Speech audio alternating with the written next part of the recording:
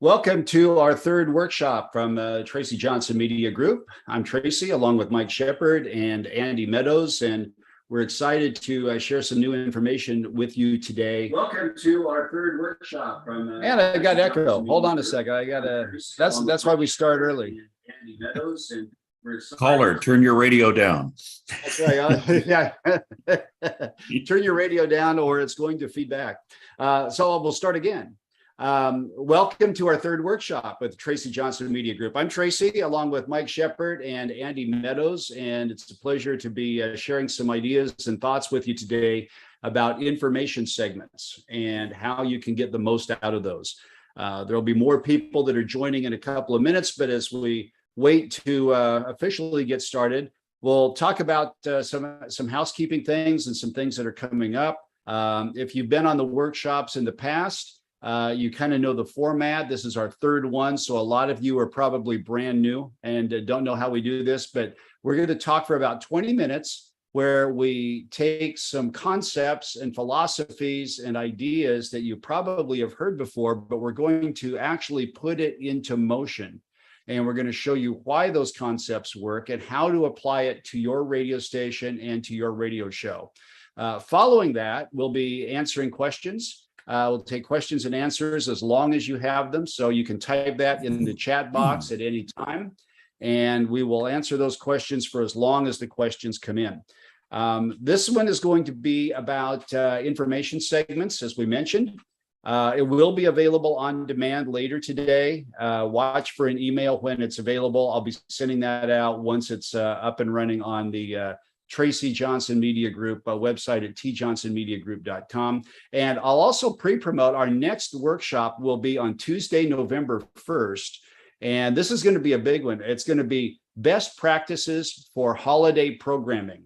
And we want to get that out early so you can start getting prepared for it. We'll give you some ideas. We'll give you some best practices, whether your station goes to all Christmas music, when to do that, how to do that, or if you don't and you're competing with the all Christmas station, we'll give you some advice on how you can have a Christmas or a holiday presence and really cut through the clutter, even if you're not flipping to all Christmas, and what stations should not do it, what stations should stay away from it. So we'll talk about some different things for just about every situation there.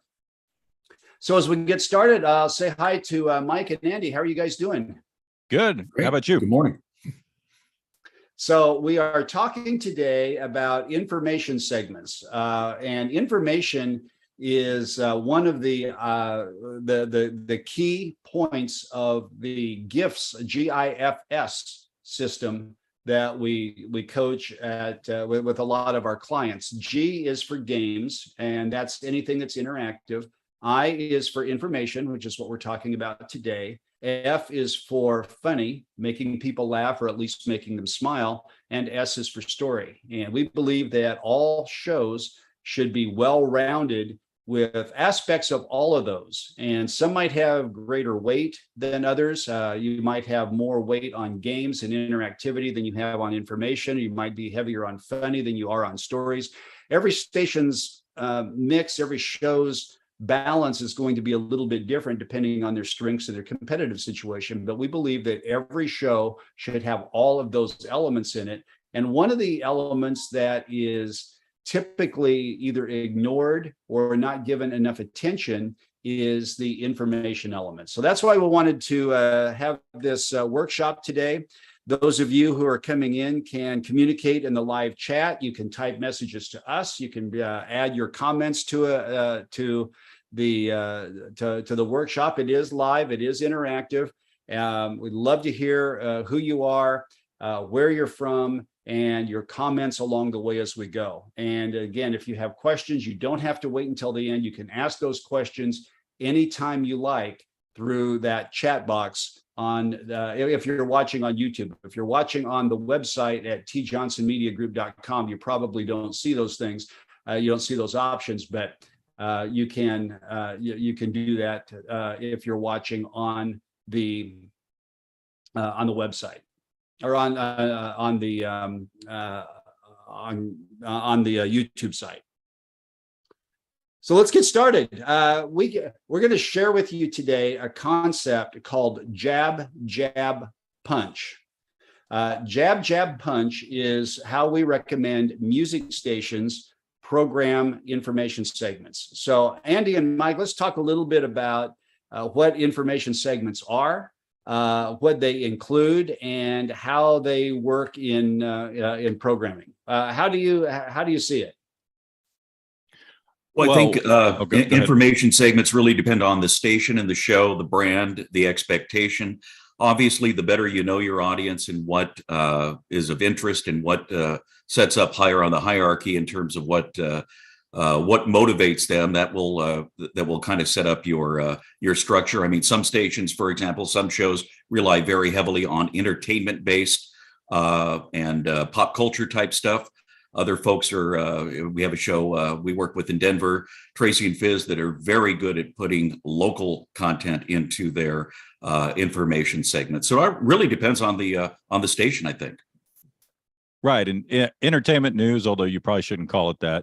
I mean, falls under that umbrella. Sports, the sports reports as well fall into that, and we'll get into which stations should avoid those altogether. And kind of some best practices for that. But another thing I'll say real quickly, I mean, just like all other content we talk about on air, personalities should choose information topics that they can add to. I mean, that's the big overriding Absolutely. key. That's really key. You got to match the information that you use to what your personality is all about, and if it's something that you're personally interested in. And that's what we'll talk about. Now, a caveat as we're going through this: if you program or are a performer on a talk or a news station, this doesn't necessarily apply to you as much. Although some aspects of it certainly do. Yeah, well, some of the principles do, but we're talking mostly to mass appeal, personality-based shows, primarily on music-oriented stations. There's a lot of news stations that are going to be doing the news wheel, but one of the foundational principles that this is based on is that if you're trying to win audience by being first with a breaking story, you're going to be very disappointed in the outcome, unless you're a WTOP in Washington or KNX in Los Angeles, or a station that is built on distributing information and you're on a news wheel. So if you're on a news wheel, this isn't quite the same, but the role of information should start with, does it support the image that your show and your station want to project? Secondly, what's your audience expectation? What does the audience expect of you? Are they there to be informed, or are they there to be entertained? And the GIFs, GIFs or GIFs, we call it GIFs because G stands for games, I is for information, F is for funny, S is for story. Every show should have some of those aspects in it, and the I is the information piece of that. So making it fit your station, making it fit your show, making it fit your personality is the first most important thing. As Andy pointed out, it has to fit the personality. And this is really important. If you're a presenter, whether it's a news presenter or sports presenter, if you're reading the information, if you're giving the information out, you're no longer a reporter. You're a storyteller. Mike and Andy, let's talk about that for a second, and the difference between someone who's just sharing the information and someone who's communicating it. Well, I think that's one of the key mistakes we make is on-air personalities when we're tasked with doing this kind of stuff that may be a little outside of our wheelhouse, is we feel like we have to totally change into reporter mode, and we change our delivery, we change everything, and it's just like a total left turn, and that's a mistake. And I think that's kind of what you're getting at, right? Yeah, it's we're not doing news, really. I mean, to your point, Tracy, unless you are a news station doing a news wheel, that's not what this is about. What we're doing is trying to leverage information that's relatable, that then leads to stories and conversations that become entertainment. So there's a real big difference between executing news and conversing and relating information segments. Yeah, so one of the first keys is that you are using information as a tool to entertain the audience. You're not using information to necessarily inform the audience, because for the most part, if I care about a story, by the time you tell me about it on the radio, I already know, because information travels so quickly. And if I don't already know, I probably don't care. So you've got to make me care by the way that you tell the story. It's just a jumping off point, really. Yeah, and we're not going to break news here. I mean, that's I've had more shows talk to me about it. Well, we got to get this on because it's breaking. We're not in the breaking news business. We're in the entertainment business. Yeah, news breaks far faster than you can possibly get it on the radio, and that actually is freeing. I had this conversation yesterday with a new station that we just started working with in a new show, and they were telling me that they don't plan their show until 7 o'clock the night before. And they because they want to find out what's happening in that current news cycle and what's breaking that day. And then they spend their 6 o'clock hour the next morning prepping what they're going to talk about between 7 and 10. And I said, well, why do you wait so long? Why can't you prep your show and then adjust if anything so major happens that you have to adjust to it? Because chances are nothing is going to happen that is so important that would change your plan, as long as you realize that you're not in the breaking news information business. Yeah, so you can always replace it, Yeah, that's right. Prepared stuff. So it's important to package your information for how the audience actually consumes. And exactly what Mike and Andy were saying, that it's not about breaking the information. It's about being short on facts and long on perspective. If you're short on facts, but you're long on perspective, then you're going to be much more of a storyteller. And it also frees you to keep that information segment shorter and tighter and be a lot more entertaining inside of it. Next point, don't call it news. There's very few listeners to mass appeal stations who want to tune in for the news. Right.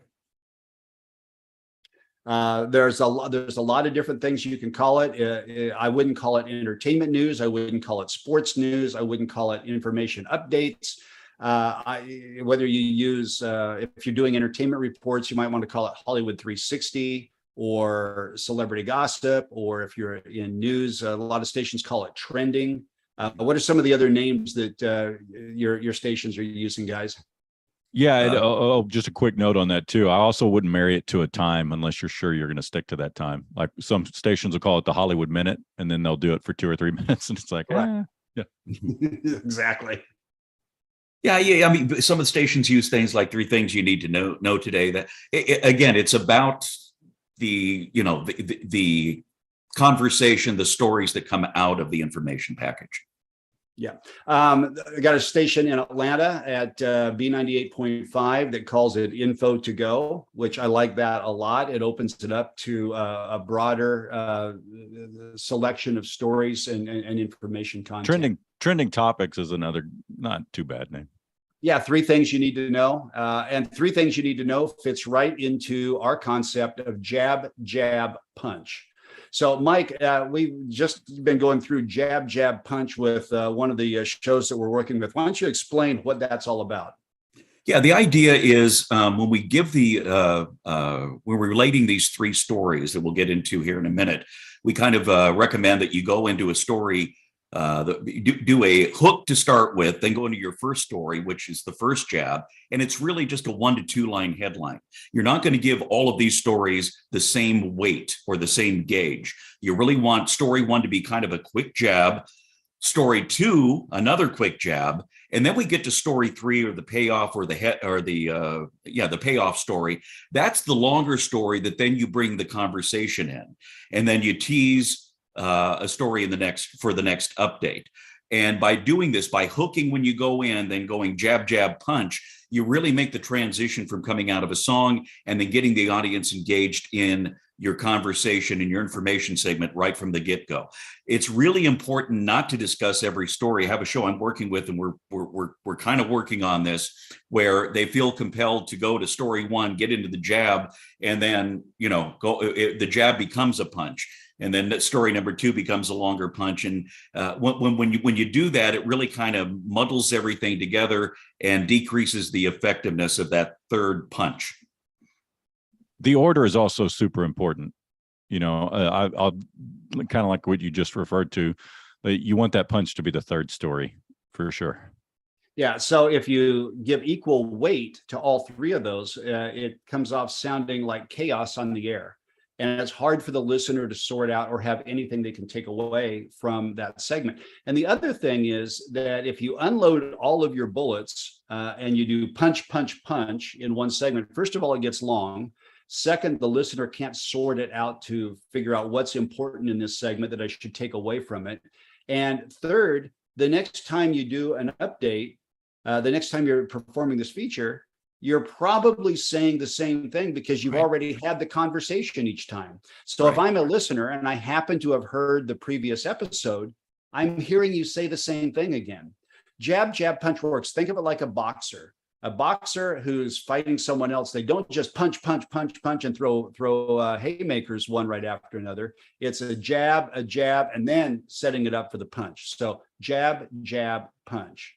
A tease, and the tease is for the feature story, a short 1 or 2 line headline, another short 1 or 2 line headline, and it might be a comment from the co-host, but that comment's not going to result in a conversation. And then the longer story where the conversation takes place, and that helps you confine the conversation and confine the entire segment into a shorter time period. So here's how it sounds on the air. I'm going to play this from KBLX, rhythmic urban station in San Francisco that we work with. It's Fresca and Rudy on the show, and listen to how they perform jab, jab, punch here. KBLX and HD1 Berkeley Bay Area. The best throwbacks and R&B. 102.9 KBLX. Hit list. Biggie said, more money, more problems. True. But what about having no money? Oh, yeah. What kind of problem is that? That's a big old problem. Find out how our finances affect our mental health in just a minute. But first, this is happening today. The Double Asteroid Redirection Test, or DART. Have you heard of that? DART? I've never heard of that. What is that? Okay, well, NASA plans to strike the asteroid Dimorphos. It might even be Dimorphos, about 7 million miles from Earth with a 1,000-pound spacecraft going about 14,000 miles per hour. Interesting. And that's happening today. So if they're successful, it'll be the first ever spacecraft to deflect an asteroid. All right. How does Leonardo DiCaprio feel about this? The NFL, they're going to be replacing the Pro Bowl with week-long skills competitions and a flag football game. Thank God. So the new event will replace the full contact show, right? That actually started in 1951, and it's going to be renamed the Pro Bowl Games. It'll feature, obviously, the AFC and NFC players showcasing their football and non-football skills and challenges over several days. The strength of your mental health could hinge on the strength of your finances, or at least how strong you think they are. So people who believe they are struggling with debt are more likely to suffer from anxiety and depression. That is a fact. How much has financial uncertainty affected your mental health, Rudy? Luckily for me, I'm not the type of person that goes into deep financial debt. I didn't go to college, so I didn't I wasn't 22 years old and $100,000 in debt to a university. But when I turned 21, I got my first ever credit card. Ooh. And I blew that thing up. I know, I did too. I blew that thing. That Discover card discovered the bottom of the well by the time I was done with it. Do you remember those for 1 penny Columbia House? You could buy your CDs. Dude, I did that and I just didn't pay it back. So how many did you buy? It was 10 for a penny, dude. So did you get 1,000? Did you get 1,000 CDs? So after I ruined my credit with that, I built it back up, and then I did the same thing when that VHS tapes came out with that. Oh, get 10 VHS tapes. Damn, movie. Fresca. I've never heard of somebody ruining their credit with 1 penny purchases. I know, and now those things aren't even worth the penny. So anyway. Yeah, seriously. Now those CDs that you bought are all just like coasters. I know. I got this collection of coasters that put me in financial debt. But I was stressed out for a long time. That's your hit list. The next one is tomorrow morning at 5:55. Have you ever made a promise you didn't intend to fulfill? That's my credit card. That's the issue today with John and Maria. They made an agreement to get married if they were ever 35 years old and still single, but Mark took advantage of this pact to get his way. So find out if this friendship will last or has it reached the end of the road. That's next on Off the Hook at 8:07. Right now, we're giving away tickets to see Mary J. Blige to call number 25. Her Good Morning Gorgeous tour is happening Thursday, October 6th at the Oakland Arena. Call 415-888-1029 and you're going to win with Fresca and Rudy on 102.9 KBLX, the best throwbacks in R&B while you work. This morning at 8:30, over 1 hour of the best throwbacks. All right. Andy, Mike, what'd you think?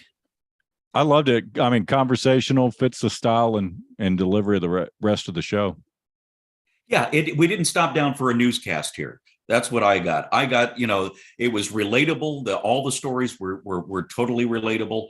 They came in. It was delivered conversationally. It didn't sound like it was written off a wire, read off a wire copy. They did the two jabs quickly. Didn't get too bogged down. There was a little back and forth there, and then went into the punch, which really led to some fun conversation. Yeah, and that's where their personal observation came in, their perspective came in. You got to know them a little bit better. They each had a short, related story to the conversation about finances and credit card debt. I thought it was just terrific. The tease at the beginning built some anticipation for that third story. Again, 10, 15 seconds on jab 1 and jab 2, and then about a minute and a half conversation on the punch, and then a tease. They would have had a tease for the next update, but it was the last one they did in the show. So they said the next one will be tomorrow morning at 5:55. Otherwise, they would have been doing a tease with another piece of information. And then they stacked a couple of other teases on at the end, which were excellent. So if you haven't watched the tease workshop on the website yet, go back and watch that, and you'll see and hear why that was such an effective tease there. So very effective. And Mike's right. That didn't sound like a newscast. It was a conversation about things that were happening in the world today and happening in my life. Here's another example, and this one's a few years old, but it's a really good example of a very well-prepared entertainment news report. And I want to say just a quick comment about entertainment news. I had a show that we were setting up for the first time, and we were setting up the foundation. What are we going to do? When are we going to do it? And one of the personalities said, well, when is the entertainment report going to go in? And I said, why would we do an entertainment report? Well, that's what shows do. That's what radio stations do. Every station has an entertainment report.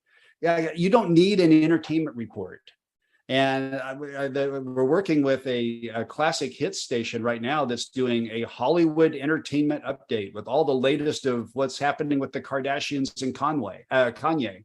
And you don't automatically need one just because you're on the air. But if you're going to do one, do it with personality and do it with perspective like this. 101.3 The Bounce, the Hollywood Flash with Rachel. Miley Cyrus's boyfriend Patrick may be in a bit of trouble. What do you do? I know, but hold on, that's in a second. But first, serious drama is going down with the E! show Fashion Police. The producers are on the hunt to find the replacement for Joan Rivers, right? Kathy Griffin was going to be the replacement. However, Kathy has told Howard Stern that it's a mistake for her to join the show, and she's kind of like backed out of it. Well, she was already on the show, right? Like she was kind of like filling in. Yeah. Exactly. All right, so Patrick, do it. Miley Cyrus's boyfriend, Patrick Schwarzenegger, he's in a little bit of trouble potentially. So here's the story. He was spotted hanging all over another girl in Cabo. He's there for spring break. Wow. And when I say all over another girl, it's all over social media. They're saying that, but I looked at the pictures. He's hugging one girl, the same girl once, and then he's like standing next to her. Like it's a little blown out of proportion. What, he hugged her twice then? Yeah, word on the street, he cheated on Miley Cyrus. However, he has since tweeted out saying, oh my God, it's one of my best friend's girlfriend. I would never do anything against my girlfriend. You guys are idiots. I don't know. Et cetera. 2 hugs. The guy's not gonna cheat. I mean, like, he's just hugging her. Like, it could have been anything. What's he doing hugging her? Well, he's allowed to hug her. You got to live.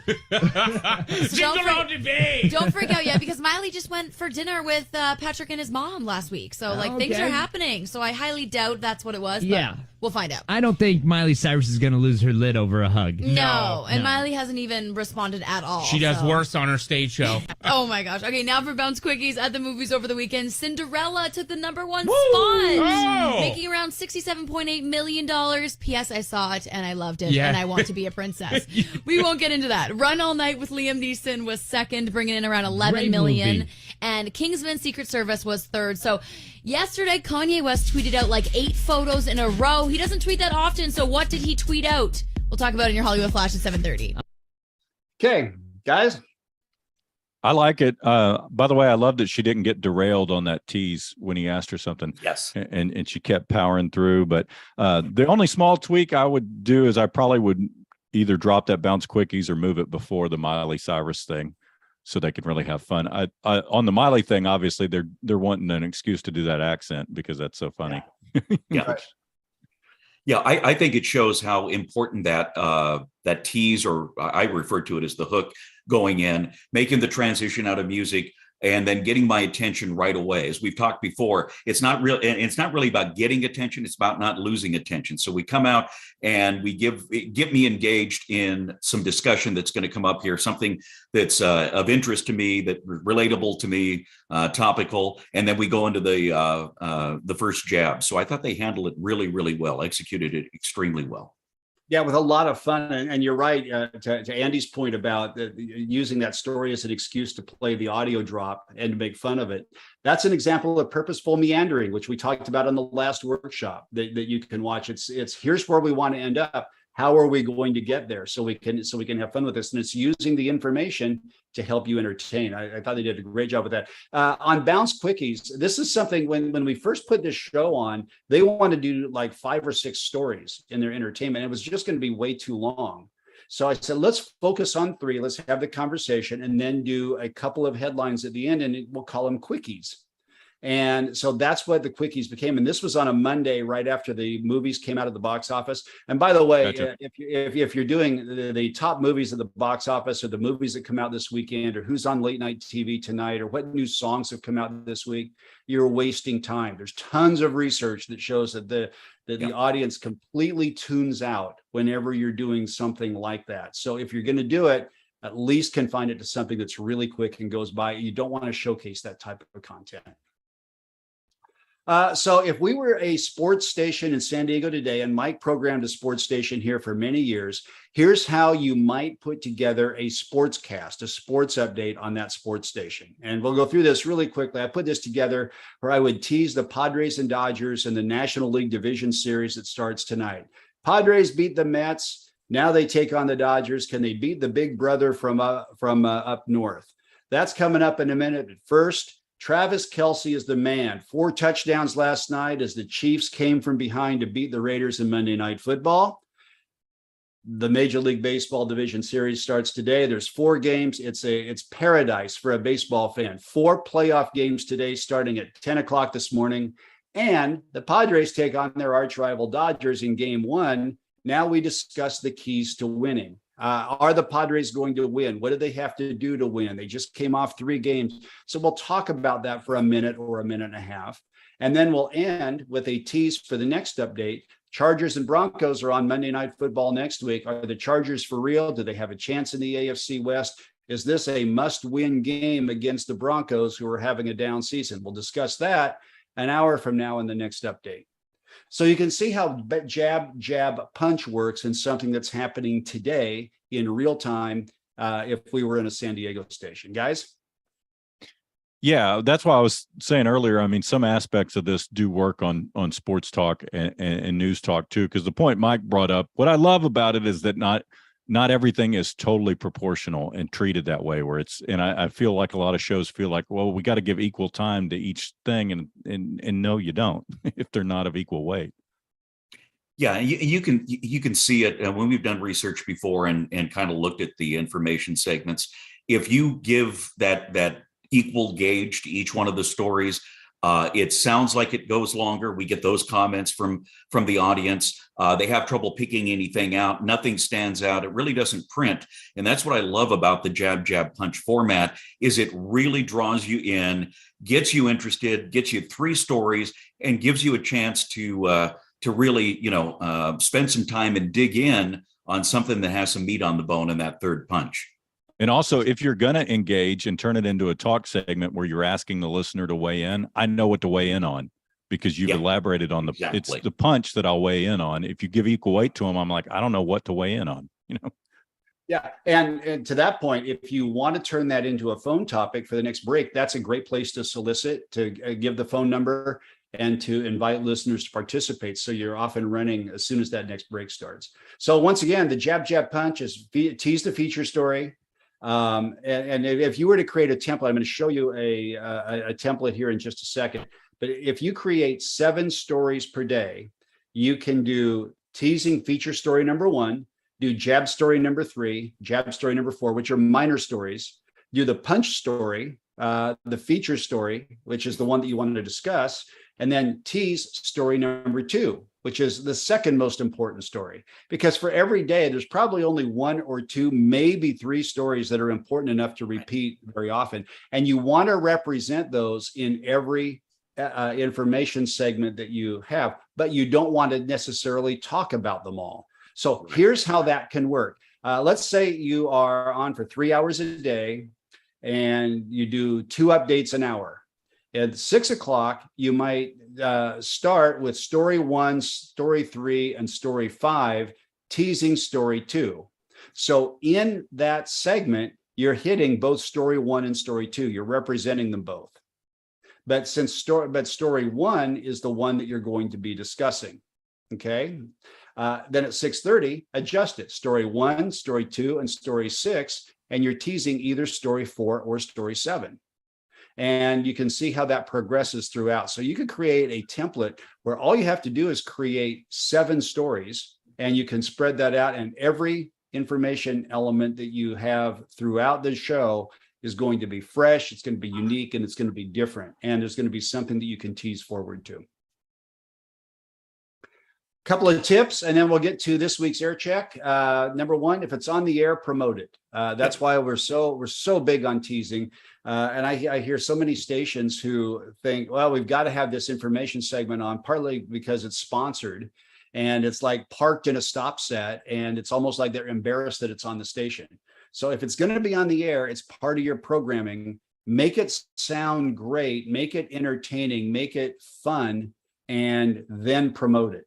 Use audio if it helps you tell the story. You don't have to have audio drops in the story. Don't let audio become the story itself. Use audio to help you tell the story, but don't use audio to be the story. And each story needs a quick hook. Think about every transition that you make as you're going into a new story. You need a hook for that story to get attention, to keep that rolling.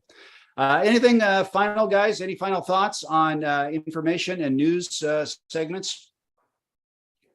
Well, I think, choosing those topics are really important. We work with a show that when we first started working with them, I think they were kind of doing this format, but the first 3 stories were, 10,000 acre forest fire devastates a community, 3 bodies found in the east part of town.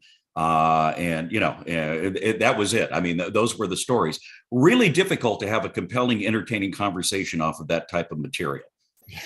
Yeah, I think that's one of the keys is sometimes we feel like they're listening to us checking things off. Well, I want to make sure everybody knows I talked about all these things, and no, there's never anything you absolutely have to talk about on the air. Well, rarely. I mean, there's that major thing, but for the most part, we don't have to talk about things. So they're not listening to us taking notes unless they're a consultant paid to do so, and then they're taking notes. But other than that, they're not checking off stuff.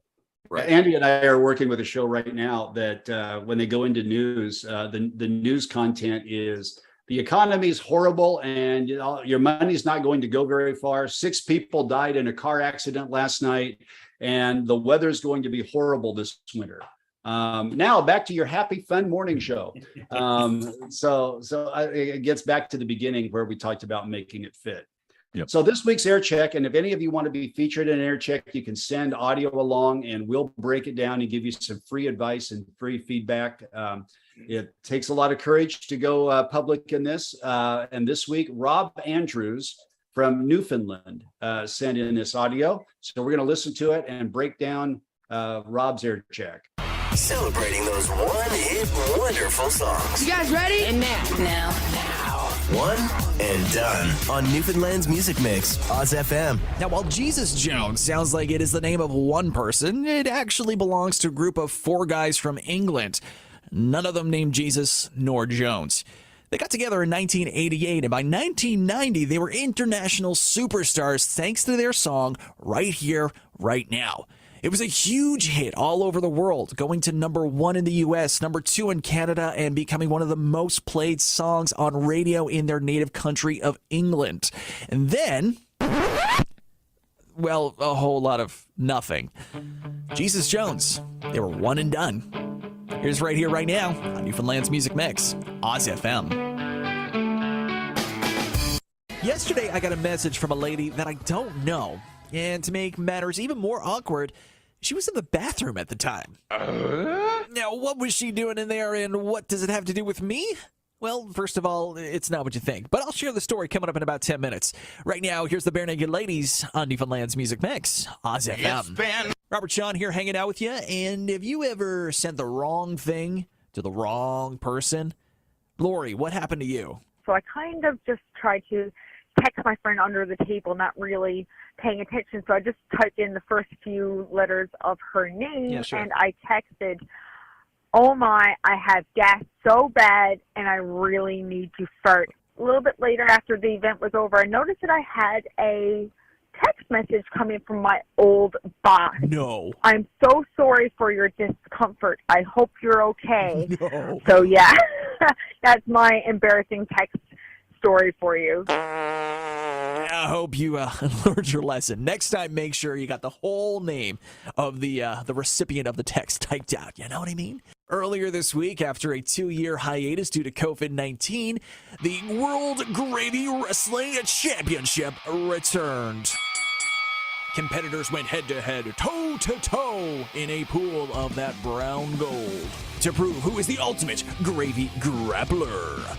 Now, I wonder if there's anything in the rules stating you can't toss some french fries and cheese curds into the gravy ring, you see, because it's all part of the setup to my special signature finishing move, the poutine pile driver. Time now for useless knowledge you can impress your friends with. Eggplants naturally contain trace amounts of nicotine. But don't worry, you would have to eat about 20 pounds of eggplant in one sitting for it to have the same effect on your body as a cigarette. This has been useless knowledge you can impress your friends with. Okay. What'd you think of Rob the Aircheck, guys? I like the energy. Got some personality in there. The length is perfect for that initial Aircheck demo you send. I think 2.5, 3 minutes is probably good. A little bit sing-songy maybe on the delivery in a couple of spots. Nitpicky thing, I probably wouldn't start with the Jesus Jones, even though that's good info and it was well delivered. Not sure I'd start with it because it's kind of pointing out a one-hit wonder is somewhat degrading to the format. So, you know, if you're sending that to get a job, a programmer's listening to it, and the big thing we're listening for is, can they build up the music? Can they sell the format? So I probably wouldn't. I'd either drop that part of it or certainly not start with it, and maybe move up the phoner to the front of the Aircheck. I agree with Andy. He has good energy, really good energy. It sounds like he's well prepped. He has thought about what he's going to do. Rob seems to know where he's going. You know, with all of us, sometimes our greatest strengths are also our greatest weaknesses. And so the counterpoint of that is sometimes it sounds scripted. Sometimes the delivery is a little affected. It's not as natural. And I think that if Rob came back a little bit from that, maintained the energy, but kept it more conversational, it would be more effective. I also think that he relies a little bit too much on audio drops. I'm a big fan of using audio, but not gratuitously. And I think sometimes it was just a little overdone. And the bit about guess what happened to me and who called me, you want to be inclusive. You don't want it. You want it to be all about you, but you don't want it to sound like it's all about you. Yeah, exactly. I totally agree with some of that being overproduced. You don't need it unless you're using an audio drop to enhance a story. Just doesn't need to be there. It doesn't need to be there as a gratuitous sound effect like that. And I felt like his voice was most affected, to Mike's point, in those last couple of segments where it was a little bit, as Andy put it, a little bit sing-songy, and it was forcing some inflection more than is natural. So relax and be yourself. I did like the presentation on the first segment about Jesus Jones and the information there. It's like you were channeling a little Casey Kasem with that. And honestly, I could have heard a little more production value in that with playing the song intro or the bridge from the song behind it as you were telling that story to build some momentum up to the time when you first played it. But thank you for sending that, Rob. And again, if anybody wants to have their Aircheck evaluated on an upcoming workshop, we're happy to do it. You can just send me an email, tracy@tjohnsonmediagroup.com. And at this point, we will take questions. If you have a question, you can type it in the chat box. I had a few came in by text message a few minutes ago, so we'll start with those. And I also see one here from Jim, but we'll start with the ones that came in earlier. The first is about writing news on a solo show. I work on a solo show. I'm on all by myself, and I've got to be both the news person and the responder. How do I do it? How do I apply these principles on my show? I think the same rules apply. I would do this same style and same delivery you're doing for the rest of the show, not totally change your tone for those kind of segments where it's a left turn. And I would choose the topics that you can add to, personalize, localize, and focus on those. On a solo show, you're having a conversation with the audience. So again, to Andy's point, yes, the precepts are the same. You're gonna go ahead and get into those three stories and then give your perspective about them, as opposed to delivering three news stories. And the important thing there is that you tell it to me, don't read it to me. So if you can get into a mindset where I'm with my best friend at the bar or the coffee shop, or we're having lunch and we're talking about this, and picture that, so you're telling me the story instead of reading me the story, that'll help you slow the pace down. And pace is an important thing there. When you're on by yourself and delivering information, it's somewhat natural to start speeding up. And sometimes you start speeding up beyond what's natural and comfortable. So work on managing that pace. So imagine that you're having a one-on-one conversation with someone in that same room with you, and you're making eye contact. Just happens that they're not actually there. Next question. I'm sorry, go ahead. Go ahead, Mike. Nothing sounds worse than somebody reading to me, even if it is a relatable story. If it sounds like it's a newscast, it's a newscast, and I'm gone. Yeah, if you go back to the audio we played from KBLX, listen to how Fresca told those stories. She didn't sound like she was reading it at all. She was just telling you what was happening there, which is great. And that brings us to the next question, which is, should I write the stories and read them conversationally, or should I create bullet points and ad lib from that? What's the best way to do that? I mean, it's whatever works for you. You got to figure out. I mean, there are people that can script it and not sound scripted, but most people work better with bullet points, in my experience. Yeah, I agree that typically bullet points, I mean, you do have to use what works for you, but bullet points, and use common, language. If it's a story about a guy who did something, say it's a guy who did something, not you don't use suspects and all that AP, all those words that just reek of news delivery. Yeah. I worked with a personality that was doing afternoons on a station, and she sounded so completely relaxed and natural. And I commented on that, and she said, "That's amazing that you said that, because I script everything that I say." Mm-hmm. I said, "You've got to be kidding." And she literally wrote a script for every break that she did. And I said, "Why do you do that?" She said, "Because it makes me focus on what I want to say. It helps me with word economy. And by writing it, I learn it better. So when I read it back, I don't get sidetracked. I don't get off course. And I've already learned it. So it doesn't sound like I'm reading it." And that worked for her. With others, if they bullet point it out and they just ad lib from the bullet points, that's great. Just make sure that doesn't become a lazy excuse for prep. you still have to know your content and be able to ad lib from it. Yeah, like you said, for some people, writing is rehearsing. As they're writing it, they're kind of rehearsing it in their head, and so it's another way to kind of practice it, Yeah, but I think the pivotal point is you got to prep it. You know, again, you can't wing this stuff and expect it to work. Next question is, one of your points was that you should be light on facts and heavy on personality. Would you expand on that a little bit more?